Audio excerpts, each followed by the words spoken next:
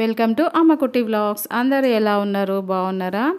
ఇంకా ముందు వీడియోలో చూసినట్టయితే మీకు తెలిసే ఉంటుందండి. ఈరోజు మమ్మీ వాళ్ళ ఇంటికి వచ్చినాక నెక్స్ట్ డే ఈవినింగ్ వ్లాగ్ అనమాట ఇది.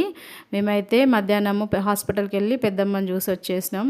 పెద్దమ్మనైతే హెల్త్ అస్సలు బాగాలేదండి. ఇంకా డిశ్చార్జ్ చేసి ఇంటికి తీసుకెళ్ళండి అని చెప్పేసి డాక్టర్స్ చెప్పేసిండంట. ఇంకా అదే టాపిక్ మేమైతే అక్కడ కూర్చొని మాట్లాడుకుంటున్నాం. తను ఎలా ఉంటుందో ఏమో. ఇంకా మేము మాట్లాడుకుంటుంటే మా చెర్రీ అయితే ట్యూషన్కి వెళ్ళానని చెప్పేసి ఉన్నాడు. ఇక్కడ కింద వాళ్ళ ఫ్రెండ్స్ వచ్చి పిలుస్తా అంటే నేను ట్యూషన్కి రానని చెప్పేసరికి వాళ్ళ మమ్మీ వినేసి వచ్చి ట్యూషన్కి వెళ్ళమని చెప్పింది. ముందు రోజే ట్యూషన్ లేదు తనకి, వాళ్ళ సార్ వాళ్ళది ఫేర్వెల్ డే ఉందని చెప్పేసి ట్యూషన్కి హాలిడే ఇచ్చి ఉండే. అయితే నిన్న కూడా లేదు కదా, ఇవాళ కూడా వెళ్ళవా అని చెప్పి అడిగేసరికి తనైతే అలిగి ఇంకా బ్యాగ్ వేసుకొని ట్యూషన్కి అయితే వెళ్ళిండు. ఇక్కడ మేమైతే ఇంకా కుషిని తీసుకొని బయటకు వచ్చేసి కాసేపు కూర్చునేసరికి ఇక్కడ సమోసా వచ్చేసింది. ఇంకా సమోసా తీసుకొని పిల్లలు మేము తింటామని చెప్తే సమోసా కొనిచ్చేసిన తర్వాత మా మమ్మీ లోపలికి పిలిచింది. ఇంకా ఇక్కడ పనులన్నీ కంప్లీట్ అయిపోయినాయి, వచ్చి పసుపు బొట్టు పెట్టుకోరా అనేసరికి ఇంకా మేమందరం లోపలికి వచ్చేసినాము. ఎప్పుడు మేము ఇంట్లో దేవుణ్ణి చేసినా సరే ముందుగా పసుపు బొట్టు అయితే పెట్టేసుకుంటాము. ఫస్ట్ నేను పెట్టుకున్న తర్వాత ఇంకా మా ఖుషి వచ్చేసింది నాకు కూడా పెట్టవని. మా ఖుషి అయితే ఇంట్లో ఏ దేవుడికి చేసినా సరే పసుపు పెట్టుకోవడానికి ముందు ఊరికి వచ్చేస్తుంది. అసలు అక్కడి నుంచి కదలనే కదలదు. పెట్టిన తర్వాత మళ్ళీ పెట్టమని నించుంటుంది. చూడండి, ఇంతకుముందు పెట్టుకుందిగా ఇప్పుడు మళ్ళీ నాకు పెట్టని చెప్పి నించుంటే ఇంకా వాళ్ళ మమ్మీ పక్కకు జరిపి పిల్లలకి కూడా పసుపు రుద్దేస్తుంది కాళ్ళకి. ఇంకా రుద్దిన తర్వాత బొట్టు పెట్టేసుకున్నాక దేవుడి దగ్గర మొక్కాలి. ఇక్కడ దేవుడి దగ్గర పనులన్నీ అయిపోయినాయి. ఫస్ట్ అయితే మా మమ్మీ మొక్కినాక మీరు అందరు మొక్కుకోండి అని చెప్తుంటే ఇంకా మేము సైడ్కు నించున్నాం. ఇంకా మీరు ఈ దేవుడిని ఏమంటారో తెలియదు కానీ మా తెలంగాణలో మాత్రము పెద్దవుడు లేకపోతే దుర్గమ్మ అని అంటారు. మేమైతే పెద్దవుడు అనే పిలుస్తాము. మా చిన్నప్పటి నుంచి మా నాన్నమ్మ వాళ్ళ ఇంట్లో వేసినప్పుడల్లా మేము మా పెద్ద నాన్న వాళ్ళు పెద్దమ్మలు పిల్లలంతా కలిసి వెళ్ళే వాళ్ళమండి. చాలా బాగా అనిపించేది అమ్మవారికి వేసినప్పుడల్లా. ఇంకా అక్కడే ఉండి ఇంకా ఇల్లు బాగా పాతగా అయిపోయిందని చెప్పేసి నానమ్మ వాళ్ళ ఇంటి దగ్గర నుంచి వెళ్ళి మమ్మీ వాళ్ళ ఇంటికి తీసుకొచ్చేసి పెట్టిర్రు. అమ్మవారిని ఇంట్లో ప్రతిష్టాపించి 4 సంవత్సరాలు అవుతుంది.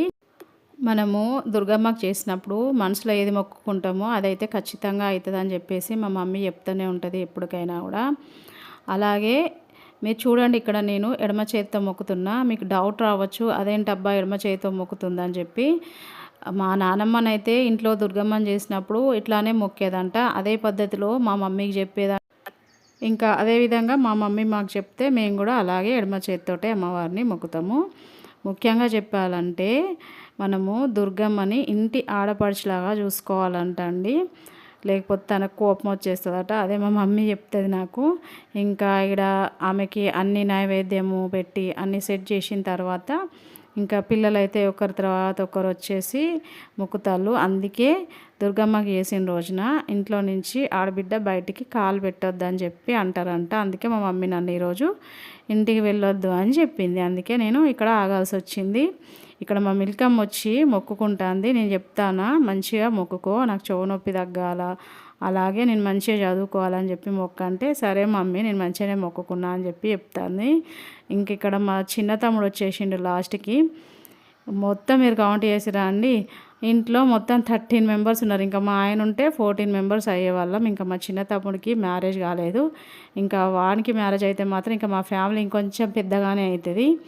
అంతమంది ఉన్నారు కాబట్టి ఇంట్లో అంత హడావడిగా అసలు టైం అనేది తెలియదు. అందరు మొక్కుకున్న తర్వాత లాస్ట్కి మా పెద్ద తమ్ముడు వచ్చి మొక్కుకుంటాడు. ఇంతసేపు వాడు ఖుషిని ఎత్తుకొని ఉన్నాడు. అట్లా వదిలేస్తే మాత్రం అస్సలు ఎవరిని మొక్కుకోనివ్వదండి. దేవుడి దగ్గర వచ్చి అన్నీ ముట్టుకుంటుంది. అందుకని చెప్పేసి తను ఎత్తుకొని తను లాస్ట్కి వచ్చేసిండు. ఇంకా పిల్లలు మొక్కుకున్న తర్వాత లోపలికి వచ్చి అయితే చదువుకుంటారు. ఇంకా ఇక్కడనేమో మా తమ్ముడు కోడిని తీసుకొచ్చిండు. ఇంకా కోడికి కూడా బొట్టు పెట్టేసి అమ్మవారికి మంచిగా మొక్కేసుకోవాలని చెప్పేసి. ఇంకా ఇక్కడ మా అమ్మ అయితే ఆల్రెడీ మొక్కడం మొదలు పెట్టేసింది. తన కింద కూర్చోడానికి రాదు, కాళ్ళ నొప్పులు ఉన్నాయని చెప్పినా కదా.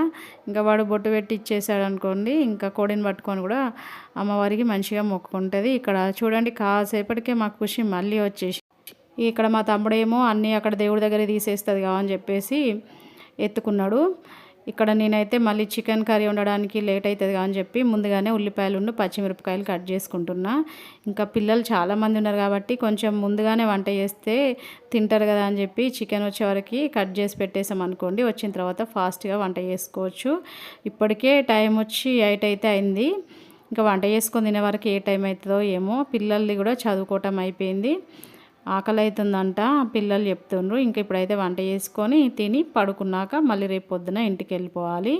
ఇదండి మరి ఈరోజు వ్లాగ్. మీకు నచ్చిందా? నచ్చితే వీడియోకి ఒక లైక్ చేయండి, మీ ఫ్రెండ్స్కి రిలేటివ్స్కి షేర్ చేయండి. మన అమ్ముకుటి ఛానల్ని సబ్స్క్రైబ్ చేసుకోండి. ఓకేనా? బాయ్ ఫ్రెండ్స్, నెక్స్ట్ వీడియోతో మళ్ళీ కలుద్దాం.